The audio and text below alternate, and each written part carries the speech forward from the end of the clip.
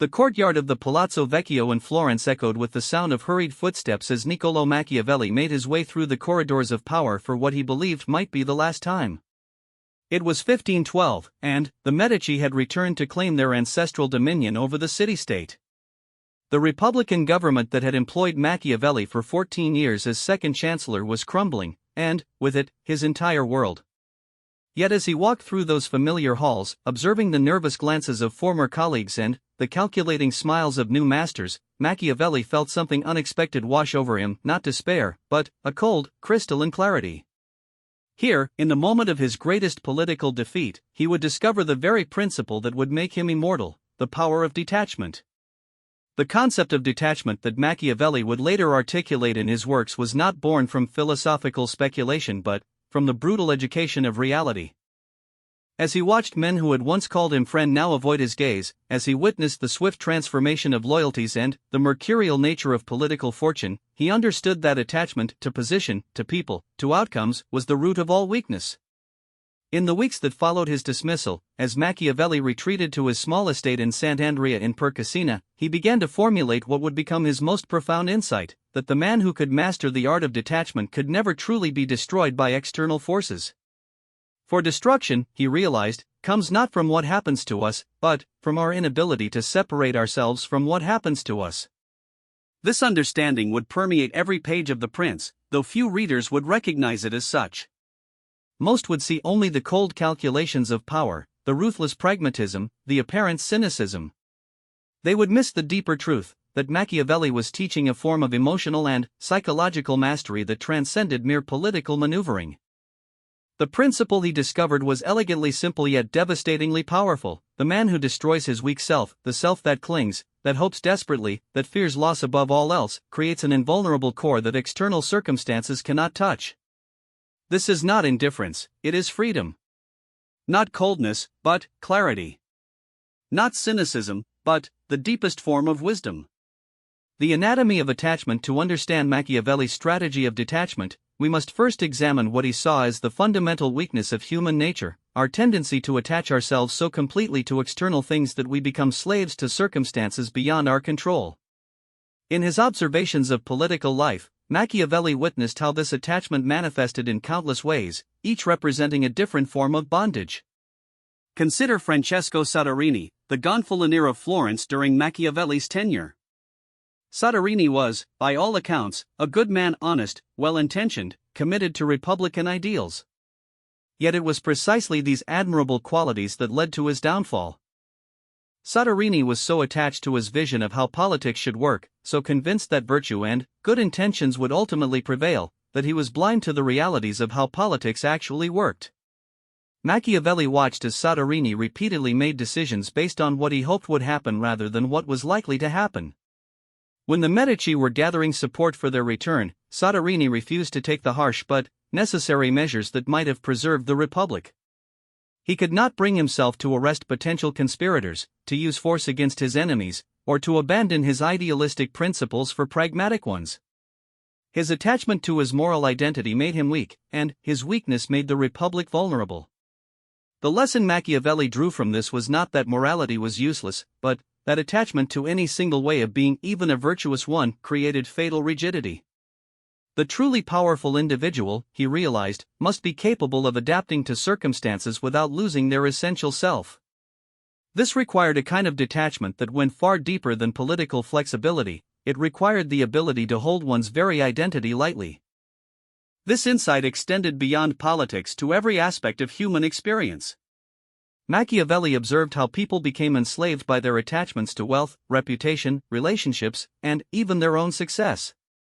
Each attachment created a point of vulnerability, a lever that others could use to manipulate or destroy them. The merchant who could not bear the thought of losing his fortune would make increasingly desperate decisions to preserve it, often hastening the very bankruptcy he feared. The courtier who lived for royal approval would sacrifice his principles, his relationships, and eventually his self-respect in pursuit of favor that could be withdrawn at any moment. The lover who could not conceive of life without their beloved would transform themselves into something unrecognizable in their desperate attempts to maintain the relationship. In each case, Machiavelli saw the same pattern: attachment led to desperation, desperation led to poor judgment, and poor judgment led to destruction. The attachment itself became the instrument of downfall, creating a weakness that enemies could exploit and circumstances could shatter. But Machiavelli's analysis went deeper still. He recognized that the most dangerous attachments were often the most subtle ones: attachments to our self-image, our beliefs about how the world should work, our need to see ourselves as consistent or virtuous. These internal attachments were harder to recognize but far more destructive than external ones. The man attached to seeing himself as honorable would choose honor over effectiveness, even when effectiveness served a greater good. The woman attached to being seen as generous would give beyond her means, weakening herself and, ultimately, her ability to help others. The leader attached to being loved would avoid necessary but unpopular decisions, allowing problems to fester until they became crises. Machiavelli saw that these psychological attachments created a kind of prison. People became so invested in maintaining their chosen identity that they lost the flexibility to respond appropriately to changing circumstances. They became predictable, and predictability was another form of weakness. The truly free individual, Machiavelli concluded, was one who could adopt any role that circumstances required without becoming enslaved by that role. They could be generous when generosity served their purposes and ruthless when ruthlessness was called for, honest when honesty was effective and deceptive when deception was necessary, all without losing their essential self, because their essential self was not defined by any particular behavior or characteristic. This was the first element of Machiavelli's cold strategy, the recognition that attachment, in all its forms, was the enemy of true power.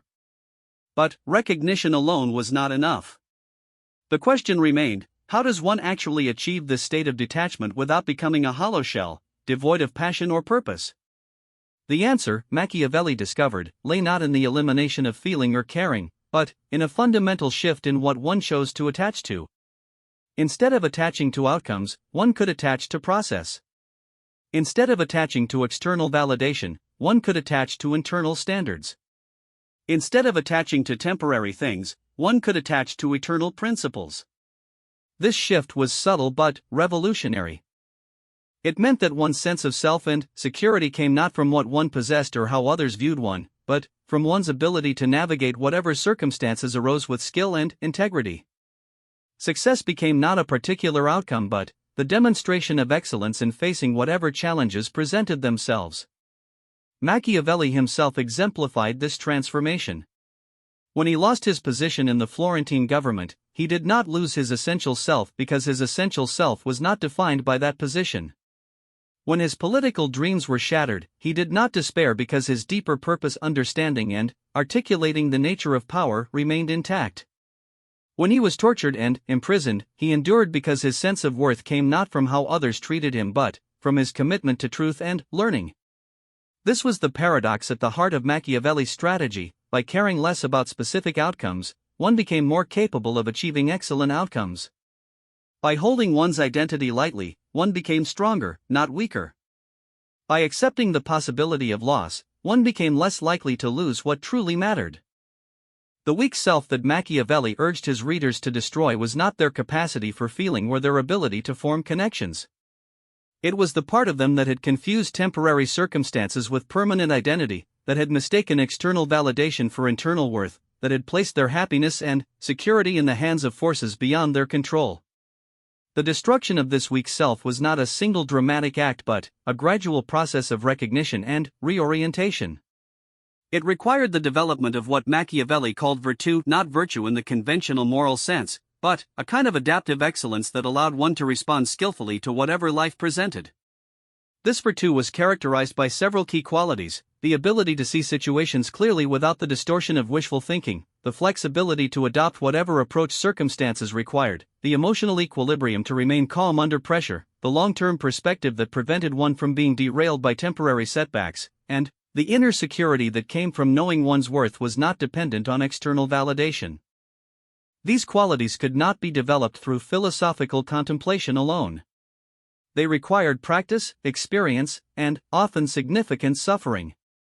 Machiavelli himself had to lose everything he thought he valued before he could discover what was truly valuable. His political downfall became his philosophical liberation.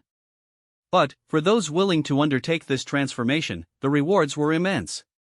The detached individual possessed a kind of power that was invisible to most observers but devastating in its effectiveness.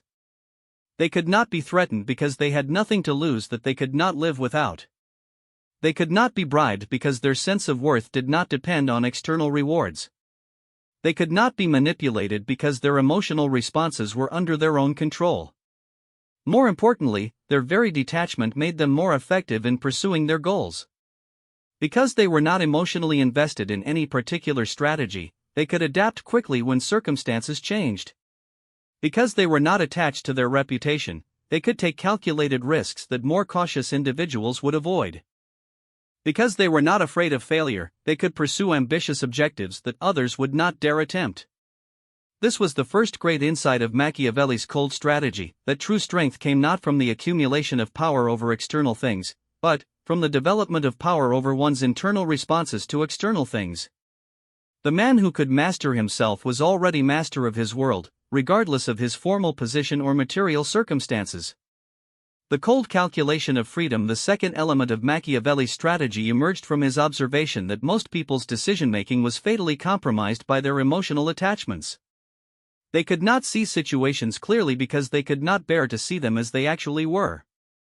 They could not choose effective strategies because they were too invested in strategies that preserved their comfort or self-image. They could not act decisively because they were paralyzed by the fear of loss or failure. The antidote to this emotional blindness was what Machiavelli called cold calculation, the ability to assess situations based on facts rather than feelings, to choose strategies based on effectiveness rather than preference, and to act based on results rather than intentions. This coldness was not cruelty or indifference, it was clarity. Machiavelli had witnessed this principle in action during his diplomatic missions. He had observed leaders who succeeded not because they were more virtuous or more intelligent than their competitors, but because they were more willing to see reality as it was rather than as they wished it to be. They could make decisions that others found morally or emotionally difficult because they had separated their personal feelings from their strategic thinking. Consider Cesare Borgia, whom Machiavelli studied extensively and whom many consider the model for the prince. Borgia was certainly ruthless, but his ruthlessness was not arbitrary or sadistic, it was calculated. He understood that a single act of decisive brutality could prevent the need for ongoing violence. He knew that being feared was more reliable than being loved because fear was under his control while love depended on the fickleness of others. Most importantly, Borgia demonstrated the ability to make decisions that contradicted his immediate desires when those decisions served his larger purposes. He could eliminate allies who had become liabilities, abandon strategies that were no longer effective, and embrace courses of action that others would find distasteful, all because he had subordinated his personal preferences to his strategic objectives. This represented a fundamental inversion of how most people operated. Instead of allowing their emotions to dictate their strategy, truly powerful individuals used strategy to govern their emotions. They decided first what outcomes they wanted to achieve, then determined what actions would be most likely to produce those outcomes, then aligned their feelings and behaviors with those actions. This process required several specific mental disciplines that Machiavelli identified through his observations and personal experience. The first was the ability to separate analysis from judgment. Most people, when confronted with a difficult situation, immediately began evaluating whether they liked or disliked various aspects of it. This evaluative process colored their perception, making it impossible to see the situation clearly. The skilled practitioner of cold calculation trained themselves to observe first and judge later.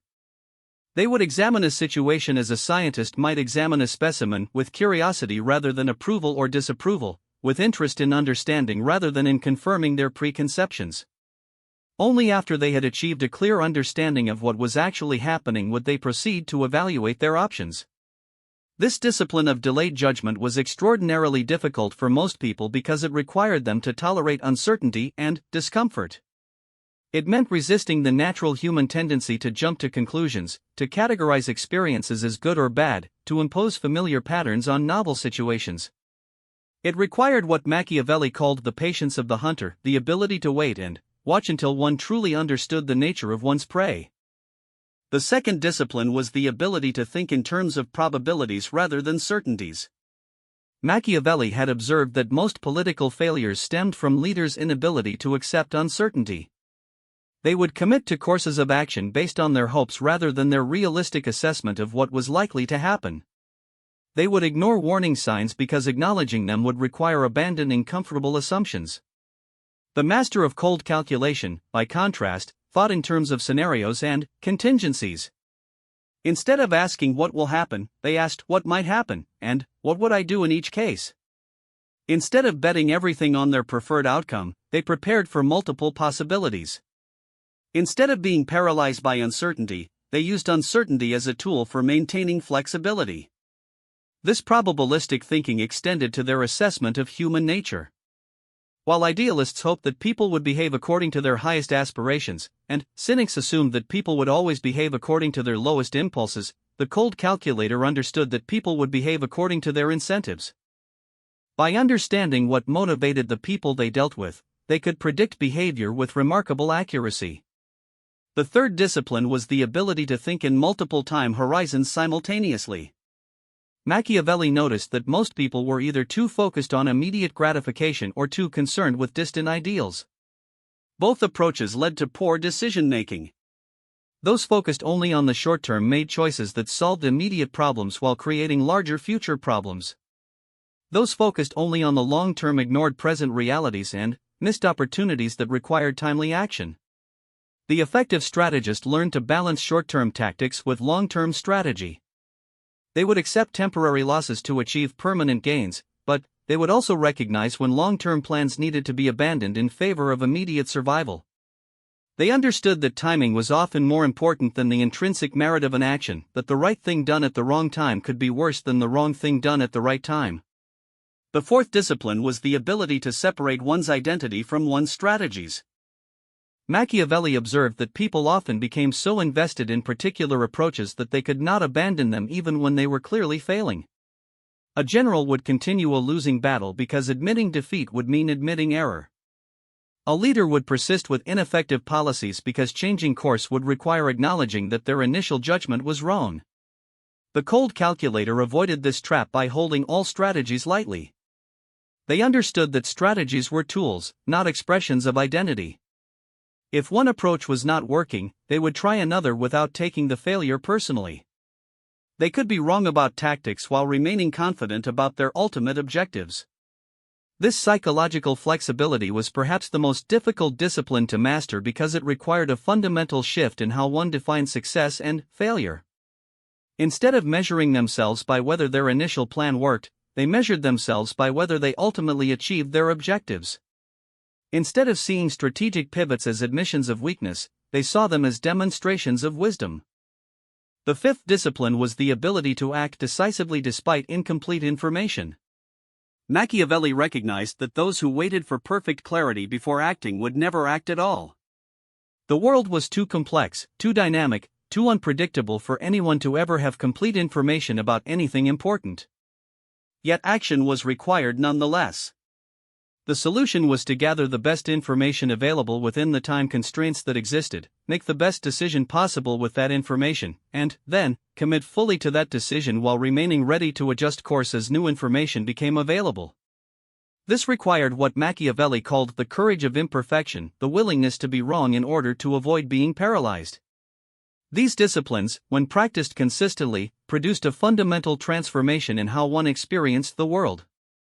Problems became puzzles to be solved rather than threats to be feared.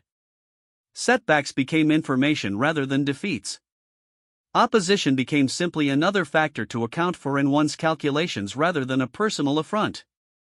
Most importantly, this cold calculation produced a peculiar form of freedom.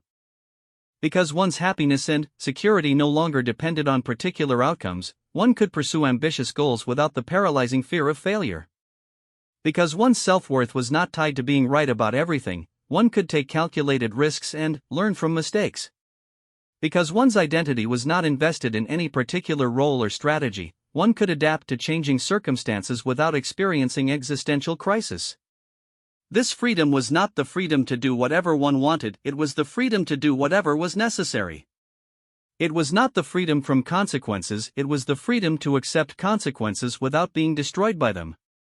It was not the freedom from difficulty, it was the freedom to embrace difficulty as the price of achievement. The practitioner of cold calculation discovered that this approach, rather than making them cold or callous, actually made them more effective in their relationships and more capable of genuine compassion. Because they were not driven by their own emotional needs, they could see others more clearly and respond to them more appropriately. Because they were not constantly seeking validation or avoiding rejection, they could offer others what those people actually needed rather than what would make themselves feel better. In his personal correspondence, Machiavelli revealed that this transformation had occurred in his own life. After his political downfall, he found that he related to his family and friends with greater warmth and authenticity than he had during his years in power. Freed from the need to maintain a particular image or achieve specific outcomes, he could simply be present with the people he cared about. This paradox, that emotional detachment led to greater capacity for genuine connection, was one of the most profound aspects of Machiavelli's cold strategy. It suggested that what most people took to be feeling was actually a form of emotional neediness that prevented authentic feeling. What they took to be caring was actually a form of attachment that prevented effective care. The cold calculator, by contrast, could love without possessiveness, hope without attachment, strive without desperation. They could pursue their goals with passion while remaining free from the tyranny of their passion. They could care deeply about outcomes while remaining unbroken by unfavorable outcomes. This was the second great insight of Machiavelli's strategy, that true freedom came not from the absence of constraints, but from the development of the internal capacity to operate effectively within whatever constraints existed. The man who could think clearly regardless of circumstances had achieved a kind of liberty that no external authority could grant or revoke. The invulnerable core, the final element of Machiavelli's strategy, was perhaps the most subtle and the most powerful, the cultivation of what he termed an invulnerable core, a center of self that remained intact regardless of external circumstances. This was not merely psychological resilience or emotional stability, it was a fundamental reorientation of identity itself. Machiavelli had discovered this principle through his own experience of loss and humiliation. When he was stripped of his position, tortured, and exiled from active political life, he faced a choice that confronts every person who experiences significant defeat. He could either allow external circumstances to define his worth, or he could find a deeper source of identity that no external force could touch. The conventional responses to such defeat were either despair or defiance, either accepting that one's value had been destroyed or raging against the injustice of it all. Machiavelli chose a third path. He used his defeat as an opportunity to discover what about him could not be defeated. In doing so, he uncovered the secret of true invulnerability. The invulnerable core was not a thing but a process, not a fixed identity but a dynamic capacity. It was the part of oneself that could observe all the various roles one played, all the various emotions one felt, all the various successes and failures one experienced, without being defined by any of them. It was, in essence, pure awareness, the capacity to remain conscious and responsive regardless of circumstances. This awareness was invulnerable precisely because it was not attached to anything that could be taken away. It did not depend on position, wealth, reputation, relationships, or even physical health. It was the irreducible core of consciousness itself, the lie that observes all experiences without being identical to any particular experience. Machiavelli understood that most people never discovered this core because they spent their entire lives identified with temporary roles and circumstances. They thought they were their job, their relationships, their possessions, their reputation, their body, their thoughts, their emotions. When any of these things was threatened or lost, they experienced it as a threat to their very existence. The cultivation of the invulnerable core required learning to distinguish between what one experienced and what one was. One could experience success or failure, praise or blame, pleasure or pain, hope or fear, without confusing these experiences with one's essential self. The experiences came and went, the awareness that observed them remained constant. This distinction was not merely philosophical but intensely practical. The person identified with their experiences was constantly vulnerable because experiences were constantly changing. The person who had learned to identify with their awareness rather than their experiences possessed a stability that no external force could disturb. Machiavelli illustrated this principle through his analysis of great leaders throughout history. Those who maintained their effectiveness over long periods, despite facing enormous challenges and setbacks, all seemed to possess this quality of inner stability. They could lose battles without losing confidence, face criticism without becoming defensive, experience betrayal without becoming cynical, endure hardship without losing hope. What distinguished these individuals was not that they were immune to difficulty or pain, but that they did not allow difficulty or pain to define them. They experienced setbacks as information rather than identity, criticism as feedback rather than judgment, opposition as challenge rather than persecution. This allowed them to respond to negative circumstances strategically rather than reactively. The development of this invulnerable core required several specific practices that Machiavelli identified through his study of effective leaders and his own personal experience. The first was the practice of self-observation, learning to step back and watch one's own mental and emotional processes without being swept away by them. This was more difficult than it sounded because the natural tendency was to become lost in whatever one was experiencing. When feeling angry, one became anger; when feeling afraid, one became fear; when facing a problem, one became the problem. The practice of self-observation meant maintaining a part of one's attention that remained outside the experience, watching it unfold without being consumed by it. This observing consciousness was like a master chess player who could remain calm and strategic even in a losing position because they understood that their identity was not determined by any particular game. They were the player, not the position; the consciousness, not the content; the awareness, not the experience. The second practice was what Machiavelli called strategic suffering, the deliberate exposure of oneself to manageable doses of discomfort, uncertainty, and challenge in order to build psychological strength. Just as physical muscles grew stronger through resistance training, psychological resilience grew stronger through deliberately facing rather than avoiding difficulty. This did not mean seeking out suffering for its own sake, but rather choosing the suffering that served one's larger purposes over the suffering that came from avoiding those purposes. It meant accepting short-term discomfort in service of long-term growth, temporary setbacks in pursuit of permanent gains, present uncertainty in exchange for future clarity. Machiavelli himself practiced this principle during his years of exile. Rather than retreating into bitterness or self-pity, he used his enforced leisure to undertake the most demanding intellectual work of his life. He suffered the loneliness of isolation in order to gain the clarity that comes from deep reflection. He endured the frustration of being unable to influence current events in order to develop the understanding that would influence future generations. The third practice was the cultivation of multiple sources of meaning and identity. Machiavelli observed that people who derived all their sense of worth from a single source, whether career, relationship, ideology, or achievement, were inherently fragile. When that source was threatened or lost, their entire world collapsed. The invulnerable individual, by contrast, cultivated what modern psychologists would call identity diversification. They found meaning in multiple domains: intellectual, creative, relational, spiritual, physical. They developed skills and interests that were independent of their primary role. They maintained connections and commitments that existed regardless of their external circumstances. This was not superficial dilettanteism but deep engagement with multiple aspects of human experience. Machiavelli himself exemplified this principle. Even at the height of his political career, he was also a student of history, a writer, a family man, a friend, a lover of literature and theater. When his political identity was destroyed, these other aspects of his life provided both comfort and direction for rebuilding. The fourth practice was the development of what Machiavelli termed philosophical immunity, the ability to maintain one's own perspective and values despite social pressure to conform or external circumstances that seem to contradict those values. This required a kind of intellectual independence that was rare and difficult to develop. Most people, Machiavelli observed, were like leaves blown by whatever wind was strongest at the moment. They adopted the opinions of those around them, followed the trends of their time, measured their worth by the standards of their society. This made them weak because their sense of reality was constantly shifting based on external validation.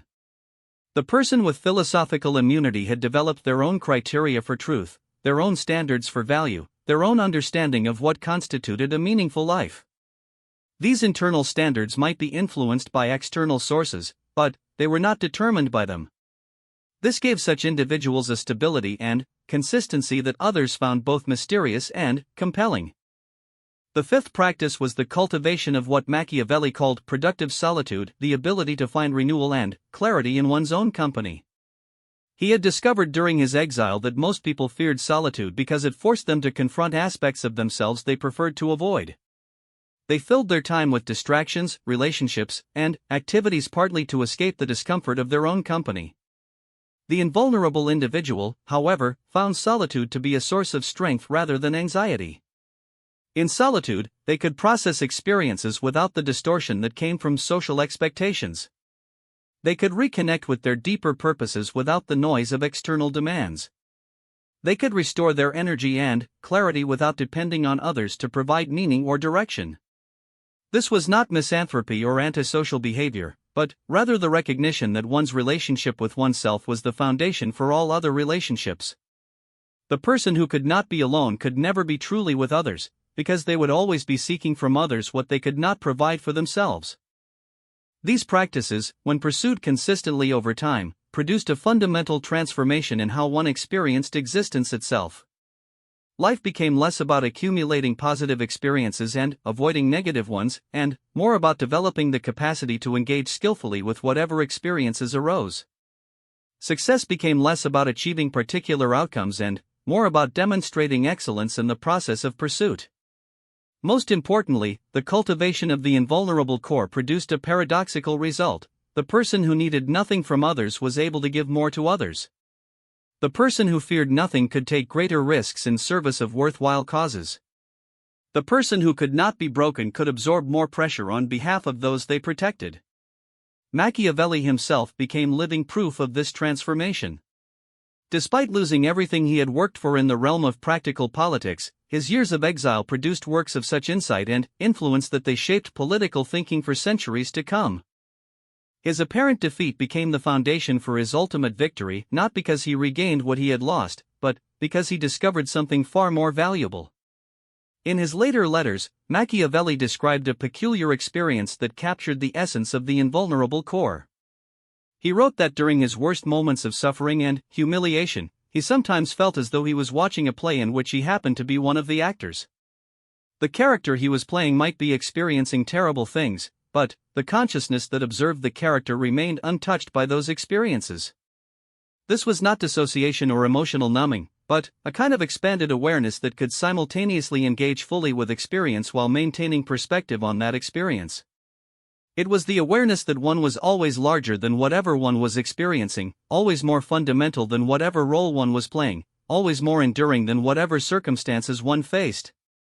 This awareness was the invulnerable core, not because it was protected from difficulty, but because it was identical with the consciousness that could face any difficulty without being diminished by it. It was invulnerable not because it could not be attacked, but because there was nothing there to attack. It was like trying to wound space itself. The sword would pass through without finding any resistance to cut. The man who discovered this core had indeed destroyed his weak self, the self that needed external validation, that feared loss, that clung to circumstances for security. In place of that weak self, he had cultivated something that no external force could touch, the pure capacity to be aware, to choose, to respond skillfully to whatever life presented. This was the ultimate expression of Machiavelli's cold strategy, not the achievement of invulnerability through the accumulation of power over others, but the recognition of the invulnerability that came from true self-mastery.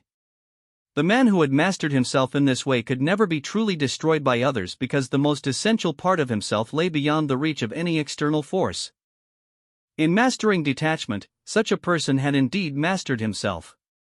In mastering himself, he had achieved the only victory that could never be taken away, the victory of consciousness over circumstance, of freedom over fear, of wisdom over the chaos of an uncertain world. This was Machiavelli's greatest insight and his most enduring gift to those who would follow his path, the recognition that the ultimate power lay not in controlling others, but in achieving such complete mastery over oneself that external control became irrelevant. The cold strategy was complete, and its practitioner was free.